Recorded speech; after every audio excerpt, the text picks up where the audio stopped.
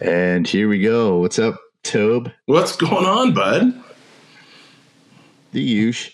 It's good to see you. Yeah, just being me. It's Good. not easy being me. That's good. Got a new hat. Before we started, I wanted to kind of ask you what kind of, it's Halloween and it's spooky season time. It is indeed. Horror movies are you into? What boat? That's a good question. We watch just about everything. Okay. Christina you got Shudder, right? We have Shudder. Oh yeah. And probably starting about halfway through September, we will start to watch a horror movie just about every night. Oh. And we don't. Most of them on Shudder, you don't know what you're getting into. Oftentimes, going through, starting into it, you're just like, all right, it's got 4 stars, and you'll start it and you'll regret it after 15, 20 minutes. And we don't just turn them off immediately. Like, we'll give them a good 15, 20 minutes, and then we'll be like, this. I don't know that this is going to come back. It can't save itself. You know what I mean? Yeah. There's some real bad ones out there. But sometimes we're pleasantly surprised. We'll take any recommendations that people have. One of the best recommendations, this is not a Halloween movie, but I'm just going to throw this out there for folks who have not come across this one before. If you've never seen Troll Hunter, you got to watch Troll Hunter. That movie blew my mind. I loved every minute of it. It was wild. It was way over the top. It's not a horror movie necessarily. Excuse me. But when people give you recommendations, oftentimes you kind of look at each other like, I'm not getting it. This one I got immediately. And it was like over 2 hours long. Loved it. I love that movie. I saw that. I didn't see the movie, but I saw it. It was playing on YouTube Movies. Okay. Because they have a free section. I think that's on it. I can't be completely sure because they'll take movies off and add them back on. Right. Stuff like that. But it's Danish, I think. What was that? It's Danish, I want to say. Yeah, I think Jagar told me about that. He saw that. We were talking about ridiculous movies, and he was like, "You got to see this movie. It's just, it's." He goes, "What did he say?" He said something to the effect of, "It's just not so bad that it's good. It's just, it's a mind fuck." Yes, that's what he told me. Forget everything you thought. Forget everything you thought you knew about trolls. They are massive. They're colossal monsters that will destroy the earth. I'm like, what is this? It's so good. Oh man, I got to write that one down because I got to troll. Please do. It's subtitled. If that's a turnoff for some people, we watch everything with subtitles. What's the subtitle for? Ah! It's right. Screams loudly in Norwegian. Exactly right. Yeah. Cool, man. So, all right. So this week or this, I guess we're going weekly just for this month. So this week was Silver Bullet. It was my call. This was a movie for me. That I saw. I didn't see it in the movie theater, but I saw it on the library that I had. I think I mentioned it in a couple of our podcasts before, but you had the 3 movies to a tape, and this was one of those. Oh yeah, yeah.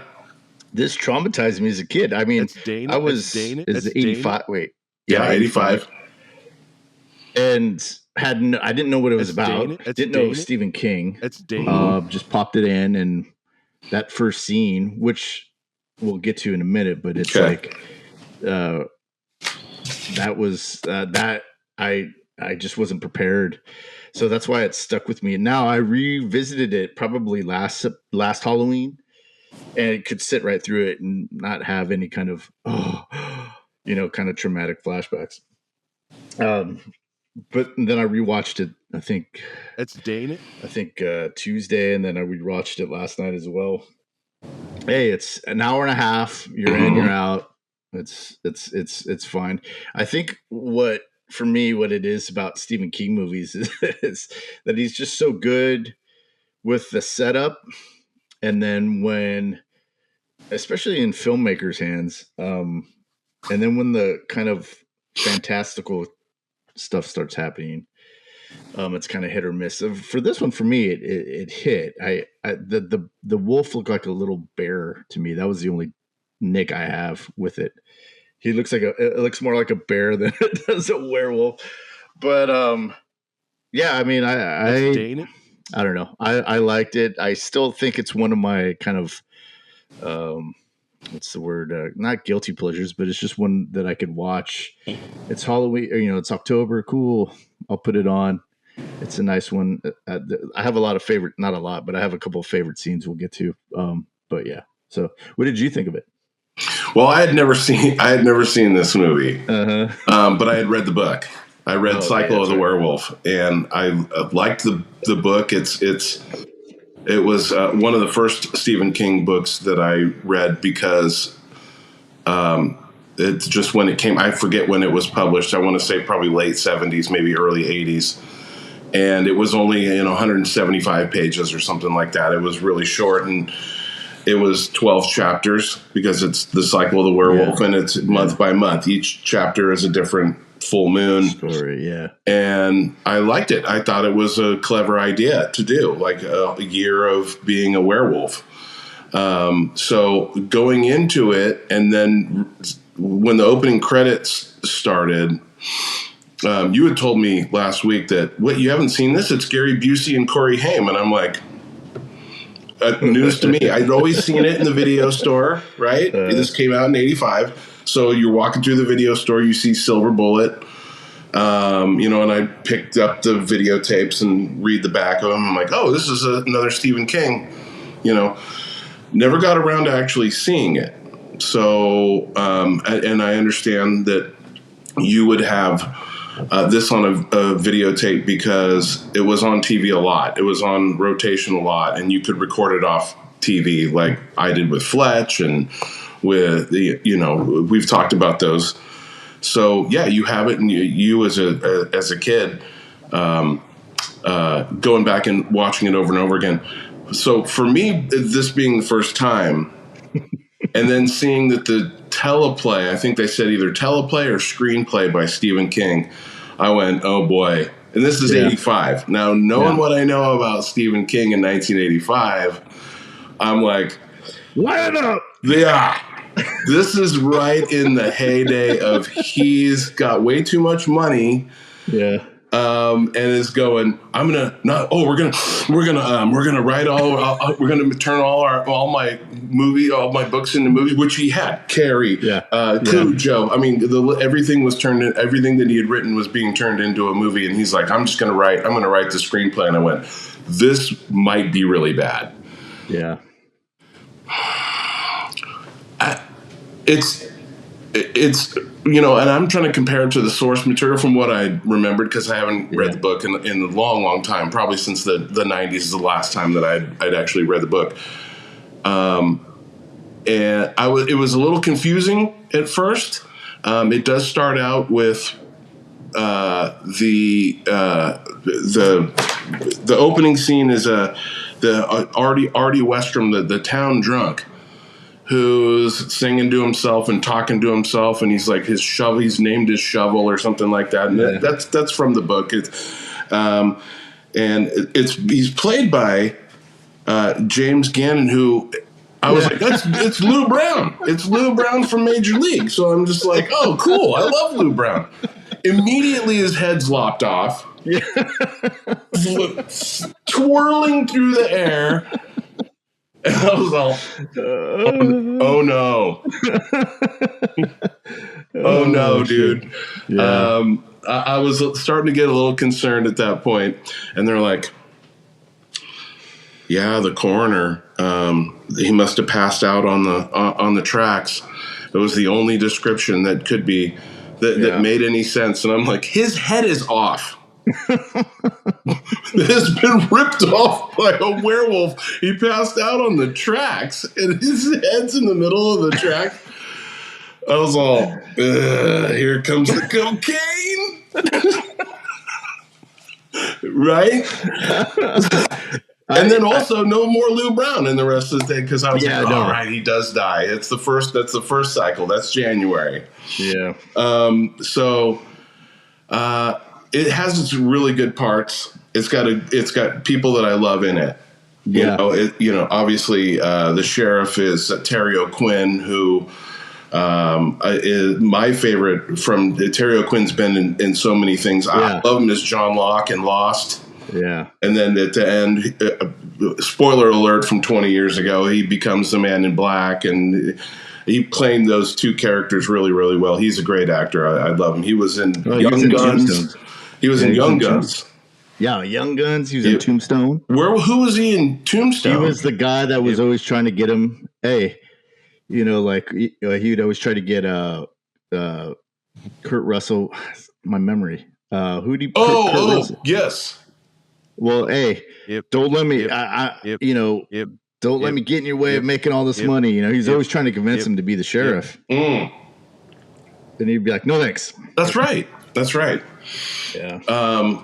Good part, but he was in there. Yeah. Who was a real person. He played both of those westerns. He played people that actually existed. One in Lincoln, and then one in Tombstone.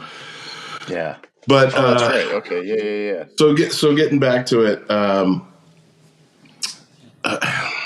I mean, Gary Busey still is at the top of his game in this. Well, you know, some say that it's one of his best roles. I would say it's one of his best roles. Yeah, because he really embodied that character really well. I mean, he's not even acting. He's just being Gary Busey, kind of, really. 85 Gary Busey. And I was kind of going, oh, maybe this is where Stephen King, okay. They had maybe something in common here. But he's sharp and he's funny and he loves these kids. He's every one of the scenes, he's just with the kids. Yeah. His uncle. Very layered performance, I would say, because he plays the wacky uncle, but then he's also pissed, and then he's also has the brother-sister thing. There's a lot of stuff going on with his character. I think he plays it really well. But he does. Yeah. He does. He's very watchable. He's really. You're excited when he's on screen in this movie. You're like, oh, good. Yeah. There's some semblance of normalcy. Yes. Some levity there. Yeah. But this is a good creature feature movie. I mean, it does harken back since it's a Halloween theme. It's a good pick for Halloween because, we don't see a lot of werewolves. No, I think what I was reading I was doing some investigating, some journalistic investigation. Good. They were saying the original director was Don. I can't pronounce his last name. He did the Beastmaster. He did, I think. What else did he do? He did some other movies. I can't remember, but he was in the Sword and Sorcery. I think he did the original Conan. I'm not sure. But he. That's some good investigative journalism right there. Yeah. We'll be right back. I'll take your calls off air. What was I saying? Oh yeah, and he was saying that. Christ, what was your question? Creature features. Oh, creature features. Yeah, and he was the one that was. He wanted to film it like. Going to your point about not seeing the werewolf a lot, he wanted to film this as like Jaws. So as in Jaws, you don't really see the shark all that much. And so I think he wanted to. Good point. He wanted to film it that way. He also had like a dancer inside the werewolf suit, but Dino De Laurentiis didn't. He was the producer, and he didn't like either the suit or have the dancer in it. So he had Everett McGill, who plays the Reverend, do the werewolf stuff. Who is a dancer? Is he? I didn't know that. Yeah. Oh, Jesus. What is it? He was a Broadway dancer. Was he? Yeah. I didn't even know that. Yeah. Okay, I got to look into that. And then he was in Twin Peaks. Everybody knows him from Twin Peaks, of course. Yeah. Right. Well, I know him. He's been in all those kind of kooky roles. Yeah. throughout the 80s. He was in The People Under the Stairs. Oh, Christina just watched that. I love People Under the Stairs. That one's a good one. I saw that once in the theaters. I saw it. I was stoned out of my mind. We had just smoked. So I don't really remember too much of it, but I got to revisit that one because every time I say that, everybody's you got to see it again. So, that one sticks with you. Yeah. So that's what he wanted to do. He kind of wanted to, and I mean, I didn't. Stephen King wanted a kind of more of a realistic werewolf. So when Dino De Laurentiis was like, "No, I don't like this," the director and Stephen King were like, "Well, it's either this or I walk off the set," Stephen King. And so he was just like, "Okay, well, whatever." And I agree. I mean, it just, like I said before, it looks like a bear. So Dino got his way. No. Stephen King got his way. Stephen King got his way. So it was just the skinny bear, like when you come out of hibernation, they're like really skinny. That's what they just look like to me. So the wolf, the effects on the wolf, the practical effects, because you were thinking as far as practical effects go. Yeah. That's all they had in '85. I mean, you could do stop motion, I guess. Well, the head was animal. Like the head was controlled by 6 people. So I guess they were doing the eyes and. I didn't know that. But the rest was the guy in a suit. Yeah. So. And it's you don't see the wolf completely until I think kind of the end, or maybe it's excuse me, maybe it's the 4th of July scene with Corey Haim on the bridge where he shoots him with the firecracker. It might be the first time you actually see the face. Yeah. And like you say, you're kind of expecting to be, oh man, here he comes. We're going to see this terrifying werewolf, and you're all, oh. Yep. Are you hungry, little bear? Oh man, where have you been? You're out here all alone. The wolf's supposed to run with a pack. Do you need your mommy? Are you looking for your mommy? That's it for me. It was like, oh. Yep. But, when you're, I think I was, 85, I was 11. So when you're 11 years old, I'm just like, And it terrified you. Oh, yeah. Okay. I mean, I wasn't ready for it. Like I said, I didn't know what it was about. Silver Bullet. Yeah. And, it was kind of like, it was just a shock. I just, it kind of gave me that. There was that fight or flight kind of thing in your body because I used to watch back in my angry teen days. I would watch those Faces of Death videos. Ugh, couldn't watch them now. But I would you'd watch like 10 minutes of it and you'd come away like, you feel like your body is just like, and so I can't do that anymore. No, it gives me too much anxiety. But back at that time, that's what it gave me. I was like, it just shocked me. But I was 11 years old, so whatever. Well, I get that. There's certainly creature features from those days, the stop motion stuff, like the Jason and the Argonauts and the Clash of the Titans kind of things, where you see the creature, the Medusa, and it burns into your mind, and you go back and watch it as a 50-year-old, and you're all kind of cheesy, kind of a little bit campy. But at the time, I mean, what else are you gonna do? Yeah, I mean, I wasn't. I saw The Fly in the theaters. That's creeped me out in a different way, and that was partly. I forgot to follow up with you. The original question of what kind of horror you like.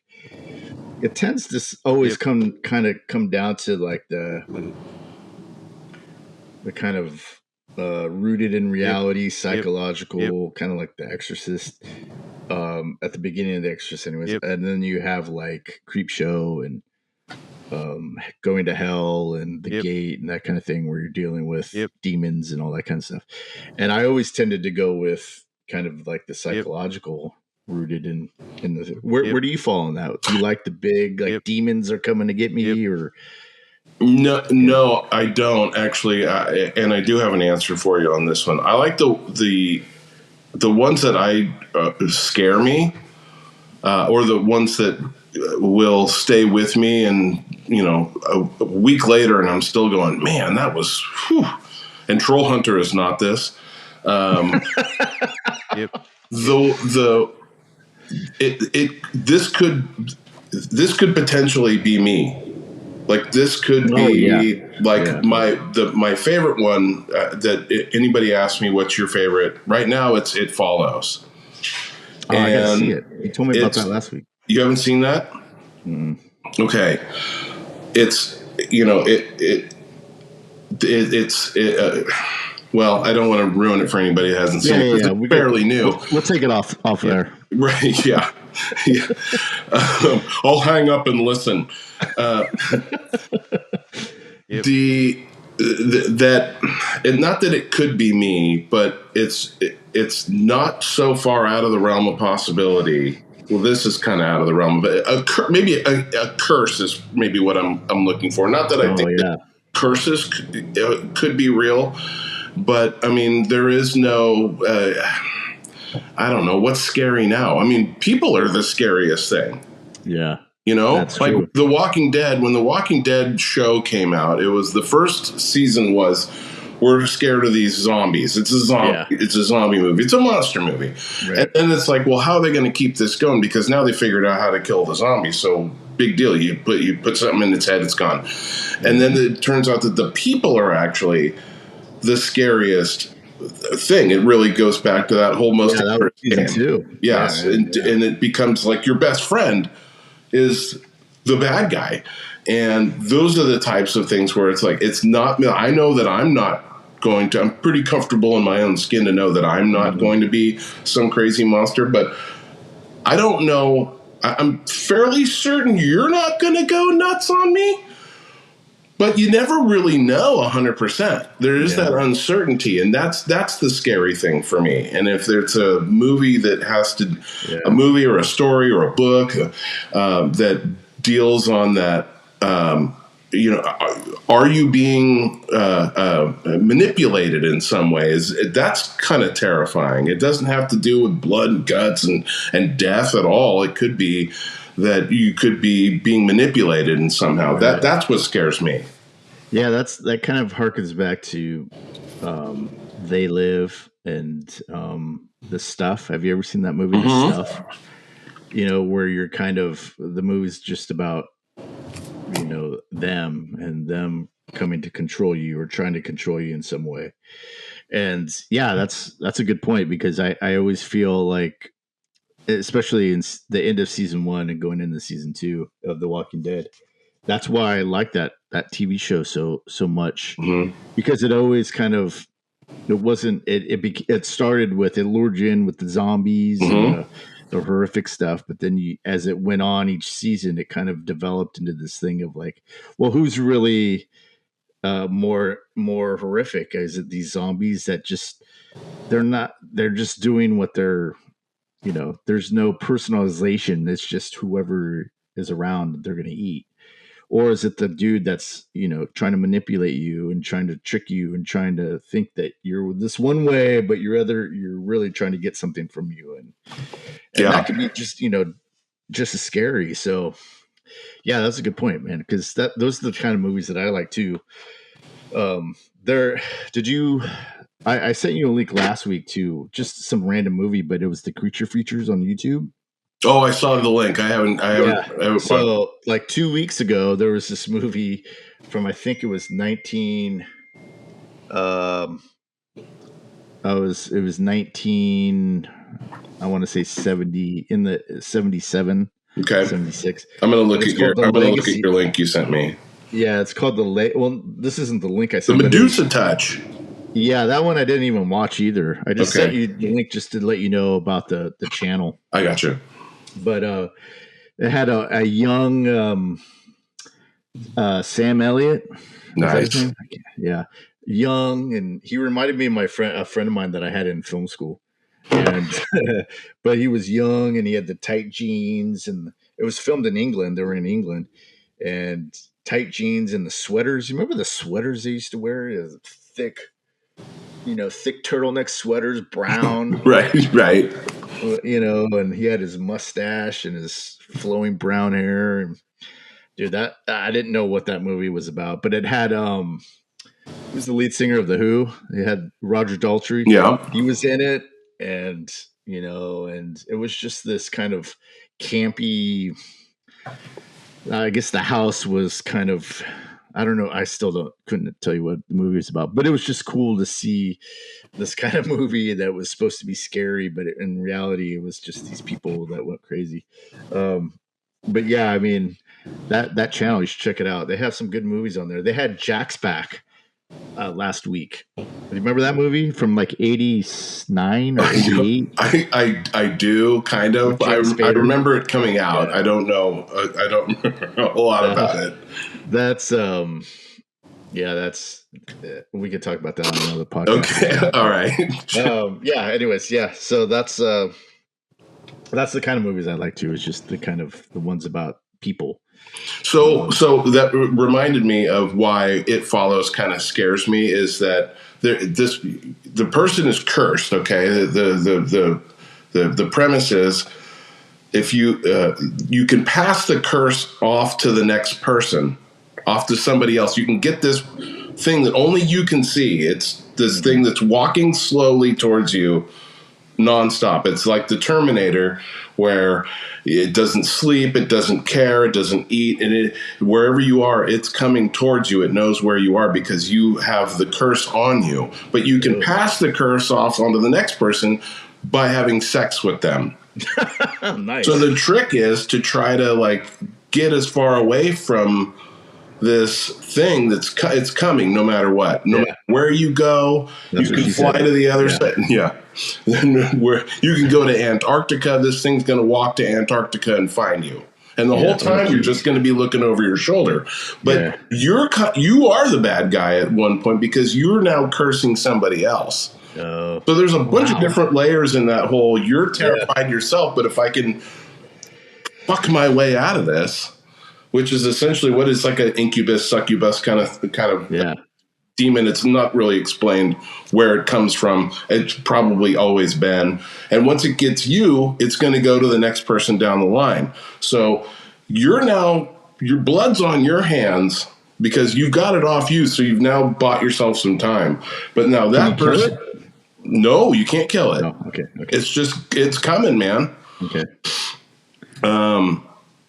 Yeah, so there's an It Follows 2 that's about to come out here, and I think in the next couple of weeks, right? Because this thing it's still going. It's just going to keep going down the line, and it's scary, dude. This thing that's coming is really scary, and it's every time you see it, it's in a different form, and the way they do it is really, really cool. I'm telling you, dude, you're going to be like, oh shit, this is crazy. So if you do get on a plane and fly away, it just changes form to whatever's closest to you, or just changes form and then keeps going walking? It has to get its own bus and transportation and all that. It's going to just walk. It's unclear if it can hail a taxi. I think it's just going to walk, and walking under the ocean is probably not out of the realm of possibility for this, because nobody else can see it but the person who's got gotcha. Who is tagged. Wow, dude, I gotta see this. Tag kind of. Yeah, it's a really cool idea. It's just all of it is just it's stuck with me, and I watch it every Halloween. But I watch A Christmas Story every year for Christmas time. I watch It Follows, and that's one that sticks with me. It's not you watch this thing just kill people, and the effects are good. So write that one down. Yeah. Write it down. I got it. It Follows. It Follows. Because it's following you. You can't escape it. All right. Is work calling you? Yeah, I'm supposed to go to LA, and they keep, of course, when I'm podcasting, they're texting me. Anyways, we can cut all this out. Yeah, do it in post. Cut that. We'll be right back. So do you have any favorite scenes of Silver Bullet? Favorite scenes? You know what I do? What I like? One of the techniques in this movie that I laughed more than I thought I would, and the reason why is because and this is Stephen King because this is the way he writes dialogue. Yeah. Is 1 minute he'll be like, the same character goes, "God damn it," and then calls somebody a booger. And you're like, the idea of like, are we swearing or are we not swearing? You know what I mean? Like, this person's got a lot of like, "You old gookie," and then the next minute, "Motherfucker." It's so like, I don't know anybody that does these kinds of like, are we censoring ourselves? We're still the same people are in the room, and I just think that's the whole brother sister thing, because then after a while she calls him an asshole or something, doesn't she? Or something. Yeah, the first thing you hear from what's her name in the movie, Jane. So Jane, who's played by Megan Megan Follows, who was Anne of Green Gables. Who played Anne of Green Gables, yeah. Yes. I was like, where have I seen her before? And so, yes, she was Anne in Anne of Green Gables. The first time you see her, she's they're at the 4th of July or the early spring thing. It's hard to tell what it is. It's Black Awareness Week, and they're all in the park. I don't know. For those of you who have not seen our last episode from Coming to America, she goes looking for her brother. Hey, make sure you take care of your brother. And her brother, who is Corey Haim, who's in a wheelchair, and only a 4th credit for Corey Haim. I was like, he's really young in this. And, of course, he did 20 movies with Corey Feldman, the Coreys. I watched every one of those. That was right in the – I mean, they were putting out movies. They were like the original Olsen twins, where they had a new movie every year, like, License to Drive and, all that. And he's in a wheelchair, and he's good at this wheelchair for somebody who's not in a wheelchair. Yeah. And there's so many times I do have it now that I'm talking about it. I have a favorite scene. Oh my God.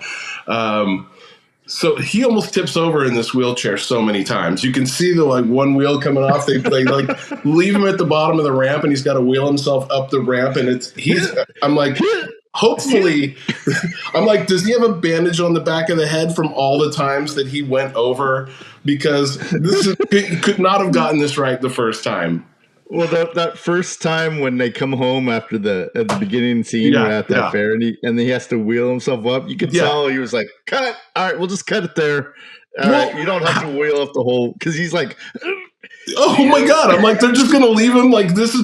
Come on. She's all, "Make sure you help your brother," and she's over helping her brother. This has been her life for who knows how long, and she's just done helping the brother who had just threw a snake on her and got her dressed muddy at the park, or the buddy did, but he was kind of the spearheaded this whole project where we're going to get this sister, and she's pissed.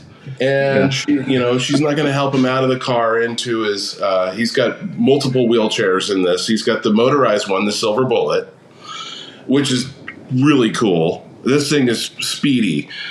And it's a bullet. It's a silver bullet. And then the one from the car into the house is your analog wheelchair, which he's got to then up the ramp, and you can the front wheels every time he does it. I'm like, how did he must have crashed so many. Like, okay, cut.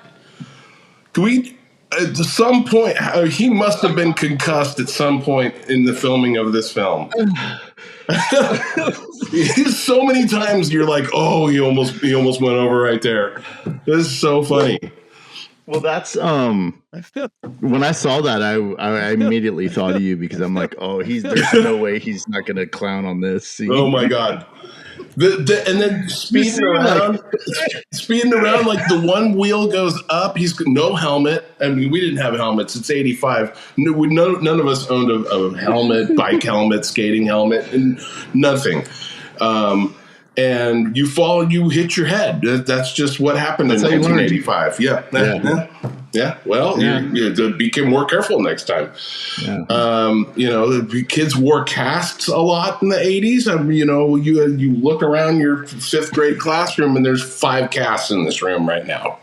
Boys, girls, didn't matter. We were just out there just crashing hard to the ground. And just think,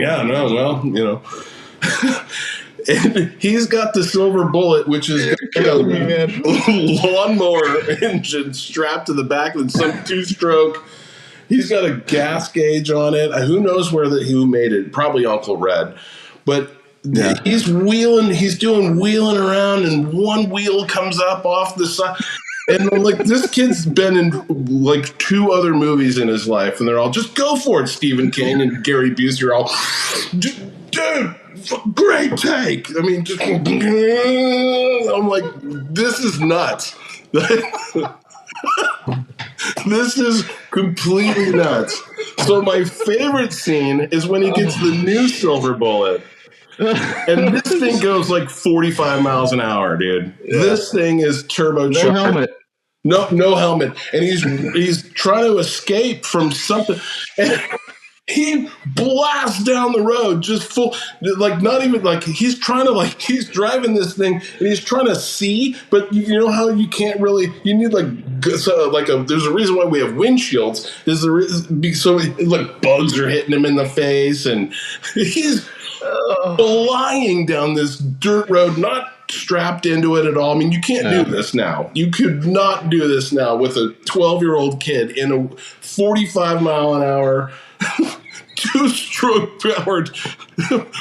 This is not legal. Dude, the director is like, Dino, just go down there, we'll film it. Just go. Just gun it. We got it. We only need 1 take, and we just need 1 good shot here. Oh man, they were not speeding up the film. Down the road, it's nuts. I watched it again before we came on. I'm like, how fast do you think his kid is going? Oh my goodness! Silver bullet, baby. The thing was quick.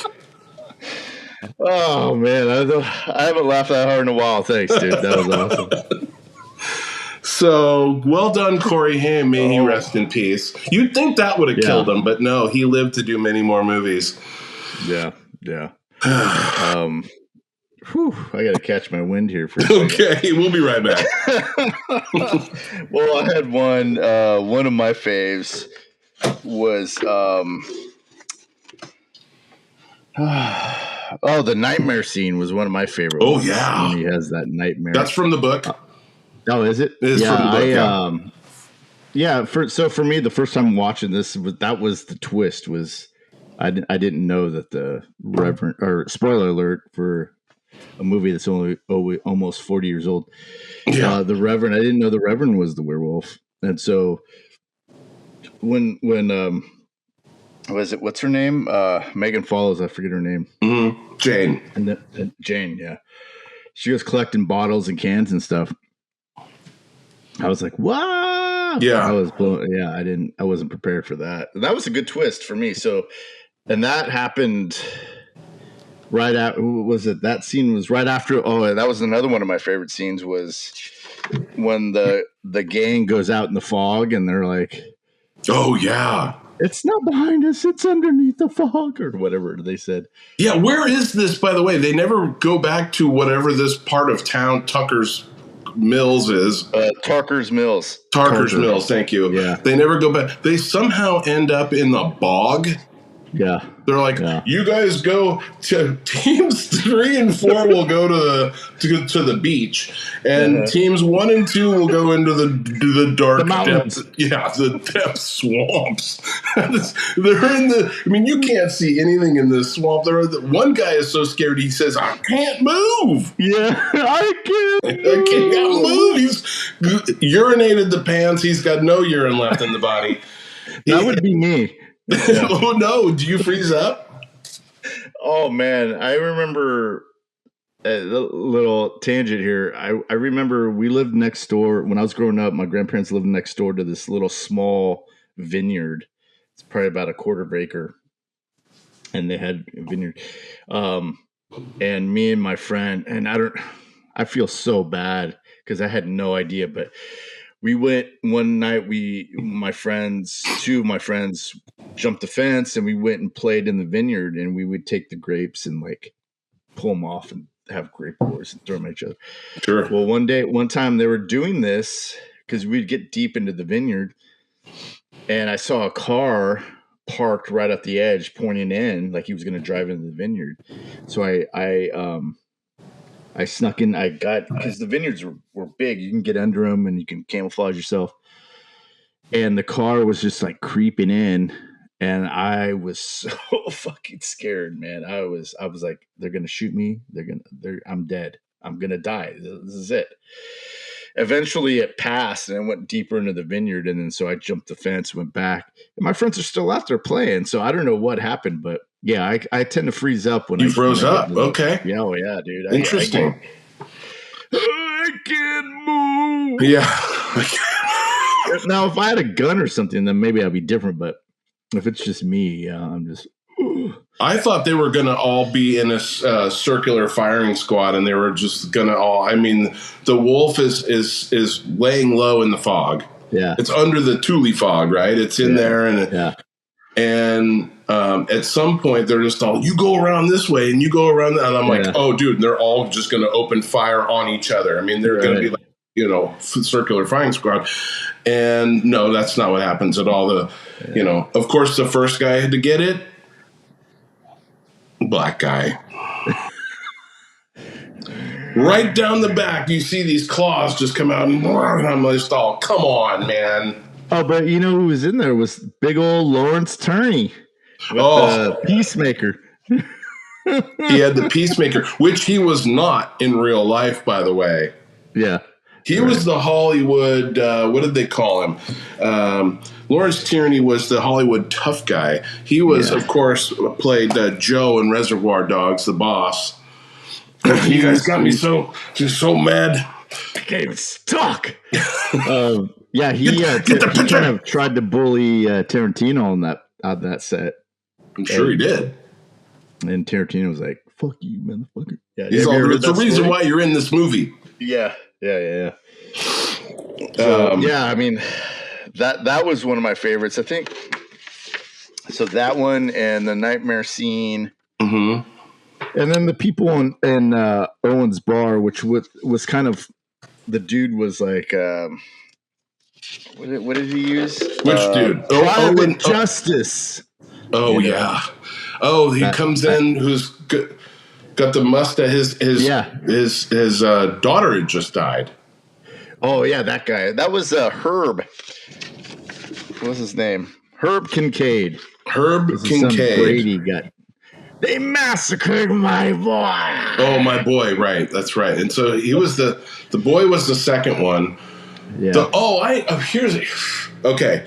So the third guy to bite it, the march, if you will, doing the cycle, is the drunk, right? The drunk, he's like, and this is not dialogue that you would have anymore, and please forgive me, I'm quoting the movie. He's like, he sees Corey Haim go off on, and he's just like, cripples, they're always on welfare and all this, and you're just all, Jesus Christ, this guy sucks, right? And he sits down and he's just getting drunk and all this, and I'm like, when he got it in the flower bed in whatever that little shed was out there, when Christina and I were both watching it, we were just all, go Werewolf, let's go. Well, because he says, after he says the welfare thing, he's like, if it was me, I'd electrocute every last one of them. Like, that's right. This guy is a complete piece of shit. And he's not like, he's right. This is the master race guy, right? He's everybody. This guy does nothing. He's loaded the entire time that he's on the. You know what I did like? I liked it. So Corey Haim and Gary Busey, the top two build. I believe they're the top two build. For your fourth movie and you're 12 years old or whatever Corey Haim is at the time, to be you're the second build after Gary Busey. Well done, really well done. Yeah. They're playing poker, when you first meet Gary Busey, and he's drunk. drinking was a big deal for. He tells. He tells a joke that's kind of okay. He always calls me that. Tells a joke. I don't know that it's good to tell a kid, I guess. But they're playing and they're playing poker and they're betting baseball cards. Yeah, and I really liked that because there's a lot of things in every Stephen King has a bunch of beats that he hits in almost everything. There's almost always a main character is often a 10-year-old boy. Yeah, kids. Yeah, Its kids are always big. There's almost always a religious figure in it. You would just you just did a review of Salem's Lot. Yeah. Father Callahan in that Salem's Lot, the remake, I think is I wouldn't have gone that way. I would have done it more to the book because Father Callahan's becomes a very important character in the Dark Tower series later on. But now you can't do that because you just killed him. So they're playing and. He bets a manager. No managers, and it's not clear what they're betting, but you can pick it up by the dialogue. And this is all Gary Busey doing. I'm sure he saw the script and was like, "Well, this is just wooden, and people don't talk like this." And so all of Gary Busey's dialogue in this movie is very much he read what was on the page and he went, "Okay, I'll take that under consideration, and I'm just going to Gary Busey this bad boy for you." and it totally works. Like all Gary Busey's dialogue is very natural. Yeah.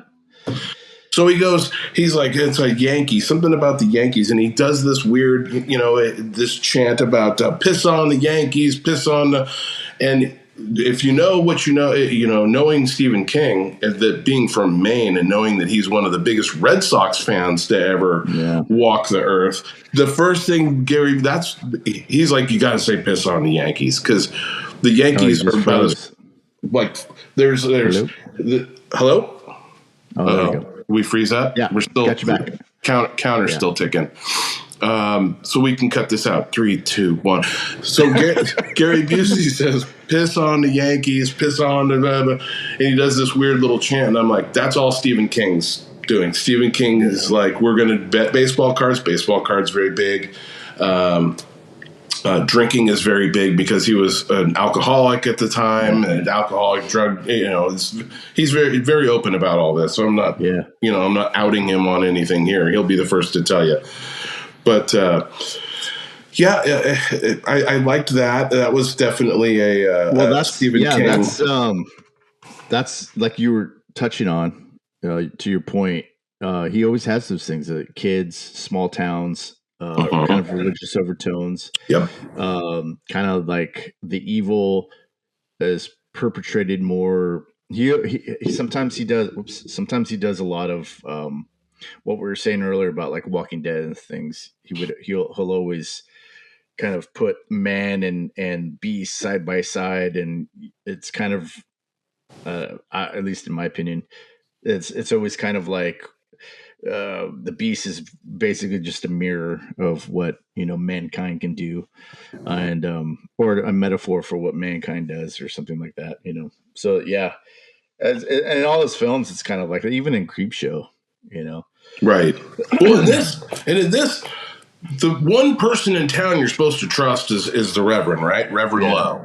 Yeah. I mean, if there is an adult of the adults, it's the priest, it's the preacher, it's whoever, and this is the werewolf. This is the monster that you're looking for. Now, when you're knowing what we know of, I mean, this is a Stephen King thing where he's just like, I don't know if it's a, trust religion and trust preachers and things like that, but at the same time understand there could very well be a monster in there. I was raised Catholic. I could tell you right now there can be monsters in there. I think that part holds up really well because I think a lot of times like you were saying, a lot of the people that we hold dear and that we trust are usually the ones that or can be the ones that are the biggest monsters. And I think that metaphor kind of carries over even till today.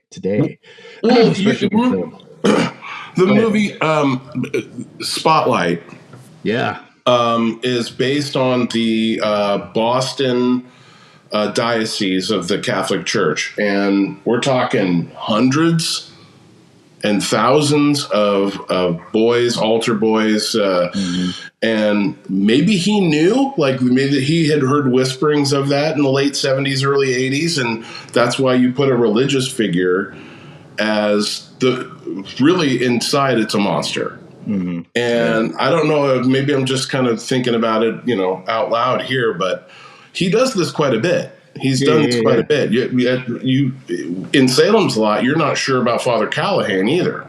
Right. He's broken down. Yeah. He's losing. He's like, you get a sense that he's lost his faith. Yes. And then when he does have that chance to kind of confront evil, he loses and he becomes damned. And so he does that in a lot of his stories. Yeah. It's scary. It makes it scarier. You're like, this is of all the people that could be the werewolf. Can't be the Reverend. Right. And then he has that dream, like you said. He has the dream where he's officiating over the funeral of the people that he has just killed. Yeah. And everybody in the congregation turns into werewolves in front of him. And at like that point, you're going, well, this isn't really a mystery of who the werewolf is. Like you said, you go back and watch it a second time and you're like, it's pretty freaking obvious who it is. Yeah. And in the book, he tells you right away. It's not a mystery. Oh, okay. Yeah. It's told from two different points of view. Yeah. I just read an article that just said that. So this thing started out, it was supposed to be just a calendar. Did you realize that? I'd heard something about that, yeah. And so it was just some illustrator, Bernie Wrightson. Oh, the guy? I wrote it down. He was going to illustrate it. I wrote it down. He was doing Creepshow at the time because Stephen King was, I think, either fresh off of Creepshow or was finishing up Creepshow when he was doing Silver Bullet. Yeah. And so they contacted him and said, we want to do like a werewolf calendar, a werewolf kill a month. And if you can write just a little blurb about, each picture. And he kind of got frustrated after a while and then said, you know what, I'm just going to write a little book. I'll just write 179 pages worth of it up for you guys. Yeah. And Marty he was only in like 3 of them, but not, he was in 2 of them, but in another one, he was just kind of mentioned, I guess. I like I said, I haven't read the book. Right. And so, it was just, that to me was surprising because I don't know. Because when they approached him to do Silver Bullet, he was like, well, I'm busy right now. Like, I don't have time to do it, but I'll look at it. Right. And so, he ended up writing that really quick. And that surprised me because he's really prolific, and someone with that much talent, I think it shouldn't be a problem. Well, at that time, he was only taking 2 days off a year. Because I've read his book on writing, and he said he only took 2 days off a year, Christmas, and I forget what the other one was. But he would write every single day, and he would try to get 6 pages a day down. That's what he said that to George R.R. Martin in one of those town hall kind of things where you could buy tickets to see 2 authors talk to each other, and then at the end they'll do a question. Yeah. And George R.R. Martin's just like, you can do six a day, and it doesn't sound like very much, but look how many books he's got. He's drawing 6 like clean pages a day. Impressive. It really is impressive. Well, I try to write. I did a little thing where I was writing a bunch of stuff, and I would write. I mean, screenplays are different, but I mean, I would get like through like maybe 3 pages, 4 pages, and I would be like, ugh, my brain just can't.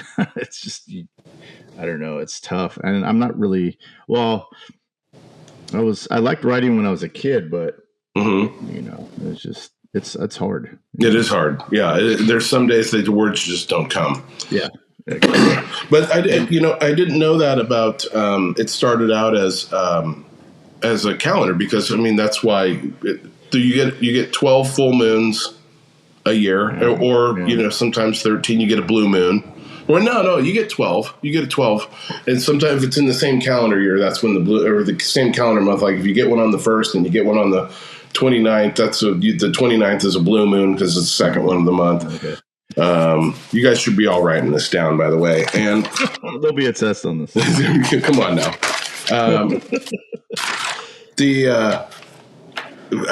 It's an interesting, werewolves are, as far as creatures go, almost kind of in popular culture, they've been around for forever. Of course, there's so many good ones.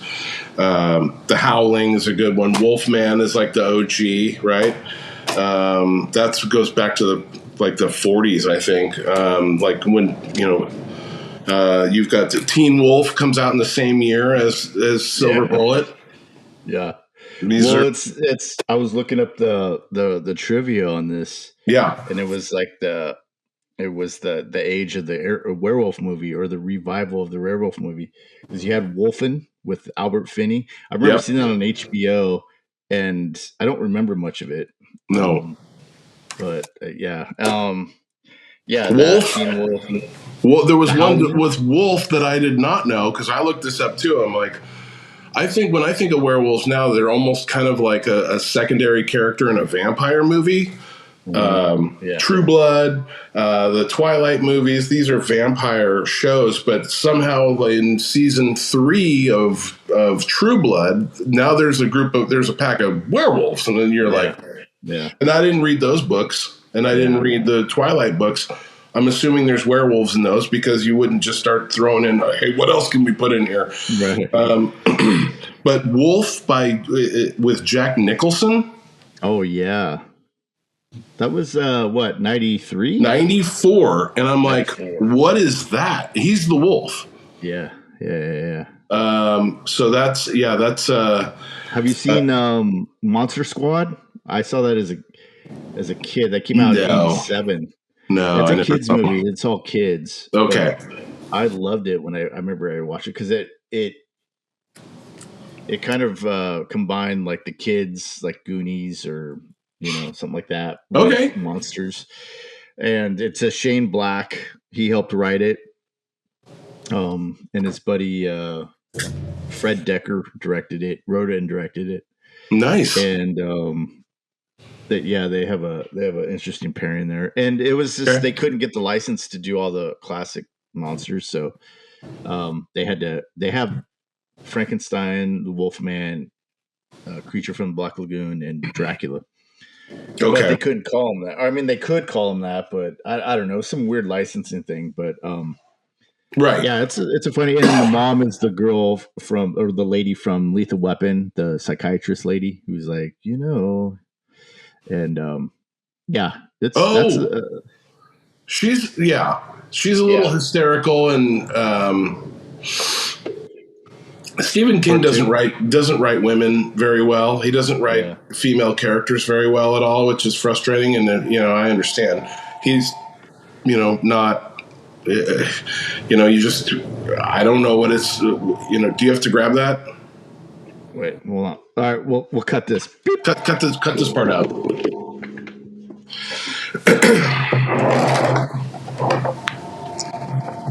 Let's take a break.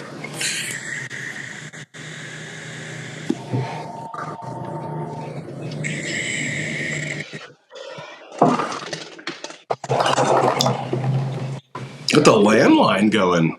Okay, 3, 2, 1, bam.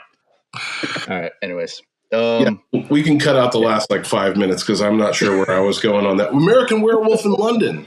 Oh yeah. Well, that's stuff we can we still werewolves. Have 2 more weeks, 3 more weeks, just for October. You're breaking up a little bit this time. Oh, I mean, we could still do. Can you hear me now? I can hear you, but you're frozen. All right, 3, 2, 1. No, you're still frozen. There you are. Okay, cool. There you are. Well, you're frozen again. There you are. Am I good? Okay. I don't know what I did. I probably moved around too much. Yeah, we can. I mean, we still have 3 more weeks of October. We could do some movies. So cool. I mean, yeah. Well, let's finish up real quick. I have a couple more things I wanted to. Okay, good. Let me just check my. Well, okay, go ahead. We got a Nixel. Hang on. Okay, no. Let me just check my work email real quick. Make sure things aren't. Okay, we're good. Just really quick, how about your favorite, like, not cameo, but like favorite character that only has like a few minutes of screen time? My favorite was the gunsmith, Mac the gunsmith. when he comes in, he's like, my kid just found Lone Ranger. That's right. And at the end, and Jane's describing him as an old artesian or whatever she says. Right. He's a master. Yeah. And he's just pouring things from one into the other thing. I'm like, a master at work. And he's like, it's like my best work. Right. Got low grade so it won't tumble. This is your best work. And he's like, and he goes, well, what the hell you need a silver bullet for? He's all, killing werewolves. Yeah. They're like this far apart from each other. So that was that dude was my favorite guy. Okay. And then that and James Gammon at the beginning. Okay. Yeah. So he's playing this drunk. He's out there on New Year's Day. In the book, it's New Year's Day, and he's out there with a shovel. Unclear what he's working on, but it's James Gannon. Who did I like? Who's just maybe so the buddy who was up in the tree who dropped the snake on Brady. Is it Brady? Yeah, he's not in it a whole lot, but everything he's in. He didn't die. Yeah, he died in like 09 or 10, somewhere around there. No, I mean the character in the book, the character in the movie. Oh, yeah, he was the kid of the father comes in. He's your private justice, when. Oh, he's the one. Brady bites it. Yeah, that's the kid. And when he's doing the kite, he's all, I'll be there in a minute. And then like you see Terrio Quinn or whatever his name is. Terrio Quinn. He has the balloon, the bloody balloon, and he's just like, good dear Lord, Mother Grace. He's just like, right. Okay, you're right. No, you're right. He was obnoxious. Yeah. And this is probably written right from the perspective of some kid that Stephen King had known when he was growing up. Reminded me of one of the kids from Stand By Me. Yeah. Who was the guy that did? Jason Bateman wasn't available, so they had to go with this guy. That's he always reminds me of Jason Bateman. Every time I see it. Who? Brady? The kid, Brady. Yeah. It's like, Jason Bateman wasn't available. All right. Let's get someone that looks just like him. Oh, nice. Like for a Teen Wolf 3 kind of thing where it was. No, I mean, I was just joking for this movie. I gotcha. Like, well, okay. I don't know that there's any secondary characters that are interesting to me so much. Brady is, he's one. She's looking for the brother. She's looking for her brother. Where are you? And then he drops it. He's like right here, hanging on a branch. His buddy is. She doesn't see him. The continuity thing. I always see that kind of stuff, and I'm like, wouldn't she? You could see him from the bandstand when she got up out of her chair and walked 100 yards over here. He's got a bright shirt on, and he's hanging upside down, and he drops a snake on her. You wouldn't walk into that situation. Yeah, that's where he drops a snake on her, and she's all, God damn it! But then she goes into another. And then she goes into another brush and overhears, that ain't my baby. Get out of here. That's right.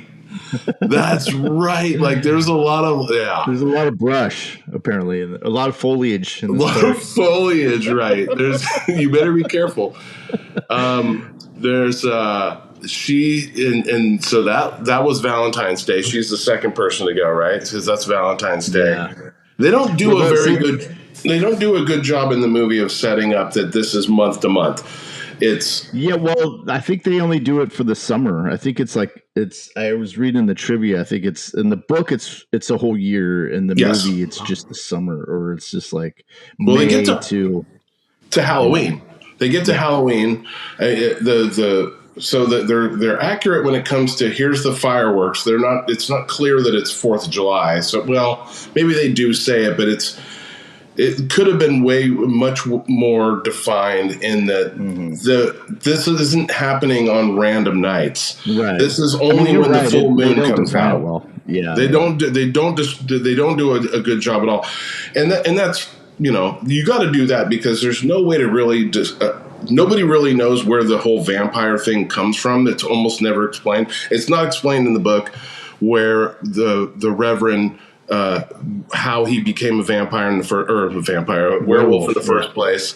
It is described in the book where he's just kind of wondering aloud because it's told from his perspective, and he thinks it's from a time that he went to the cemetery and he was collecting flowers or pulled some flowers from the cemetery and then brought them back to the church and put them in the vase, and then he turned around and they were immediately dead. And he's like, it's the only thing that he's just thinking to himself because he's not talking to anybody else in the whole town.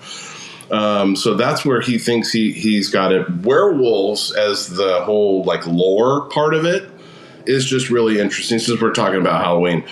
It goes back, thousands of years. Like ancient Greeks talked about man turning into a wolf or a shape shifting of some kind, and the word werewolf is like an old English, which means man wolf.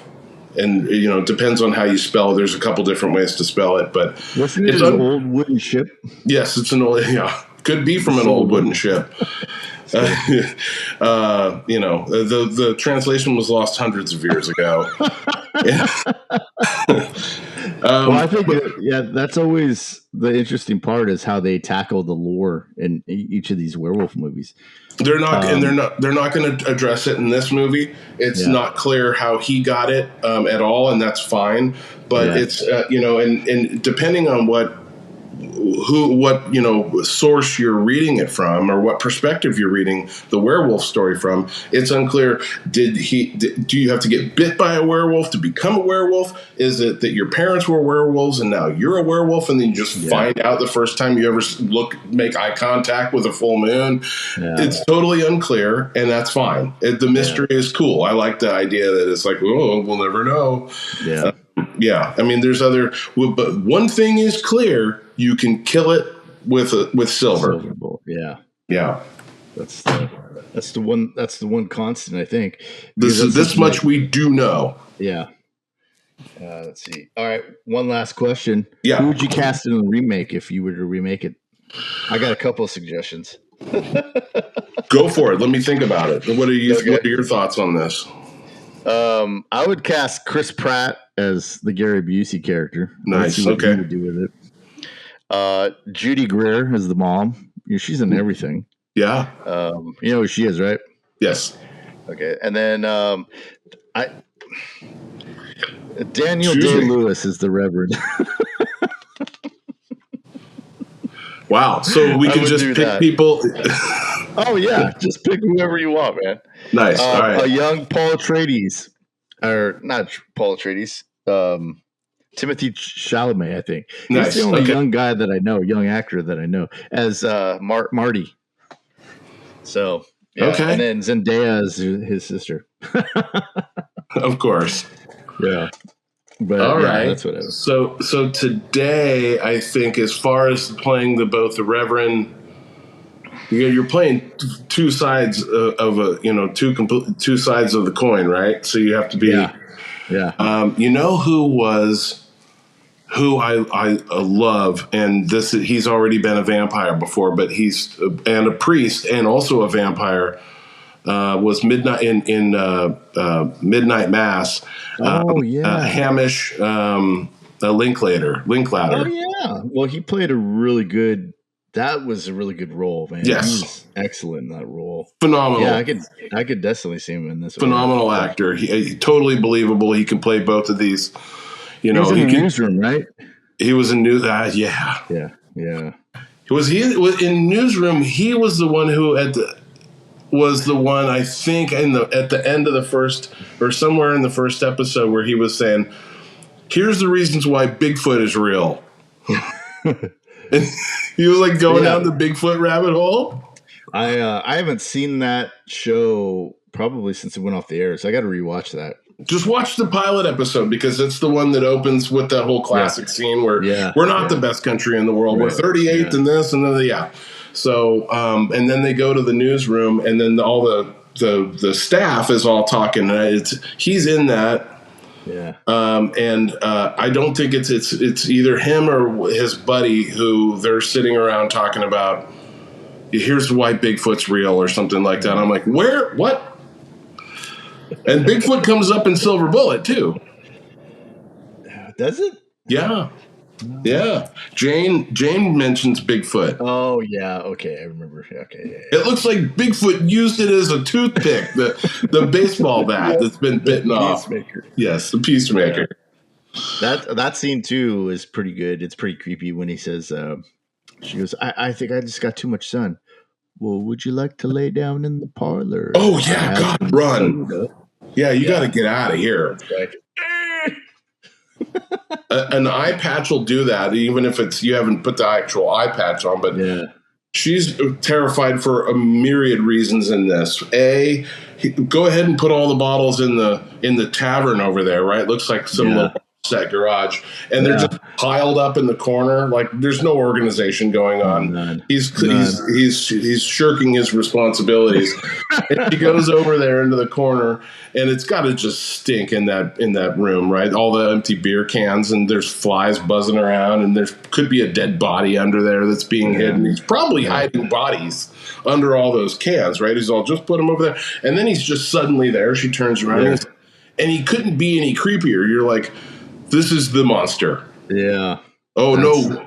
We got it. Like, this was the reveal. Suddenly, we see that we're looking who's got an eye patch. The whole point of her going around town was to find somebody with an eye patch. And she's going literally door to door looking for anyone with an eye patch. And she's like, well, struck out. I looked at every single house, and then I'm just going to go ahead and take it. Oh, my God, it's this guy. Yeah. Well, that's what I love. Well, that's the part of the movies that I like. Those things are when they play it for real, when they ground it in reality, and then that moment when you're asking somebody, oh, it's a vampire, like, Salem's Lot, or if it's a werewolf or whatever. Right. But it's that moment of, okay, this movie has just changed, and now the people that doubted or didn't believe, now they believe, and so it takes on a different. It's a different tone after that, I feel like. And that's what I like. That's the point of the movies that I like. Because in Salem's Lot, I think the newer one was just like, I think it's vampires. And everybody's like, okay, cool. Let's go get them. And there's no like, what? Vampires? Are you kidding me? There's not, that whole movie was rushed. But very rushed. Yeah. Have you seen it? Did you watch it? We watched it. And when Father Callahan died, I was like, because Christina and I were both looking forward to this and it got to the end, we were like, well, that was dog shit. Well, it was, and I'm thinking that they threw the sheriff through the window. I'm thinking that was him, but I don't know who that was. Do you remember when they're in honestly kind of lost interest. Yeah. It didn't work for me. It didn't, not at all. I wasn't scared. There was no suspense. No. And it's like, dude, come on. There's so much stuff. Yeah. And the beauty of that story, as with most of Stephen King's writing, is that buildup, the suspense. He's showing you everyday life, everyday characters, the politics, the interactions between each of them. and how they, the town itself is its own character. The house is its own character. That's right. The new movie doesn't touch on any of that stuff. So when it just gets to let's just get to the next scene. Let's just get to the next like vampire thing, or let's creepy. And Straker wasn't creepy at all. It just seemed like he got direction of like, be creepy. And he was like, okay. Yeah. And it's like, okay, well, whatever, dude. And the 79 version is always my favorite, but and that could be a bit campy, but it did its job. It built suspense. It's rough, dude. It doesn't hold up, but James Mason is freaking amazing. I think it holds up. Do you? Yeah. I mean, it's filmed in like Fortuna or something. What's the town that's just south of Eureka that's like, it's supposed to be on the East Coast, but I know they filmed it up in Mendocino County. Yeah. I forget the name of it. It's just, a little tiny town. I think it holds up well. I think the only thing is that it's dated because of the there's like the clothing, the costumes, but I think it holds up because it just builds, and it doesn't get into the characters as much as the book or as much as you would like, and they leave some characters out of that one as well, but I was just the time, it just seems like David Soul, I think he did well. I mean, it wasn't the best job ever, but I think it just did well in delivering the creeps. Okay. Especially the vampires. Now, Barlow, the way they handled Barlow, I think they missed on that one, and they missed in this one as well. But I liked, and that was the only thing I liked in the 2004 version, which Rutger Hauer played. Not Barlow. He played him as a gentleman, and that's how he is in the book. He comes across, but it's just, he just makes himself available to certain people, when they're alone. So like no one sees him. That's a good point. Yeah. And I think that's what they should have done with this one. And they should have done it in the 79 one, but I like the 79 one. I own it and I think it's great. Okay. And you read the book? Yeah. I read that book all the time. Do you really? Yeah. I think the last time I haven't read it in a couple of years, but I have the audiobook. I have a physical copy. And then the BBC did this radio drama, which is like 7 parts of half hour each. And they do a good job of and it's like they have the sound effects and when they're driving, you hear them playing the radios on and cool. But it's all in a studio and they're all just, on a mic, and some guys, has shoes and he's. Oh, that's like old timey radio ways of doing it. Yeah, it's really cool. Oh, that's awesome. You could find it on YouTube. That's where I always find it. Just type Salem's Lot BBC audio. That's how. No kidding. Okay. Yeah. Will do. And it's the guy who's in Aliens, the second movie. Yeah. At the beginning, when they find Ripley. Yeah. He's the guy that takes off and goes, well, there goes our salvage expedition. Yeah. Oh, that's the dude who plays Ben Mears in the BBC audio, which is weird how I found that out. But yeah, that's how into Salem's Lot I'm into it that much. I love that. That makes sense. I mean, and Aliens, the director's cut, Alien and Aliens. Now, Alien is better than Aliens, but this director's cut, if you watch the director's cut with all those deleted scenes, that you're like, why did they cut all this stuff out? It's like 22 minutes of stuff that's cut out, makes it better than the original, in my opinion. I don't know why I think this podcast. Because I feel like it adds that dimension of the mother-daughter thing, which I never caught on to. Yep. When I saw it in the theaters. And it wasn't until the last year or so when I've been watching reactors react to it, that at the end when she goes, "Mommy," when she defeats the alien, and I thought, "Oh wow, I never put that two and two together like that." So yeah, that scene when she's at the beginning when she's asking about her daughter, I think that adds a lot of that why she goes, and I don't know why she continues to go on these into Aliens 3, and then it's because of the relationship she had with Newt. They cut out the reasons why they, like, how did they just become so tight? Because there are only 2 females in this group, or what's going on? I mean, of course, they have Spunkmeyer, and we can talk about Aliens another time. I love Aliens so much. Me too. That's a great like hangover movie where you just put it on and just lay on the couch and just smoking. I was actually going to ask you if that fell into horror of the month, because I was going to do that one or the original Alien. I don't put it in a horror movie. I don't put it in like a Halloween in my mind. I don't categorize it that way. Yeah. No. And I'm going to have to give you, since we got to sign off here, but I'm going to have to give you for next week. I haven't decided which one, but Silver Bullet, I appreciate you because I had read the book. And I had never seen this movie, and I at this point I was like, I'm probably never going to see this movie.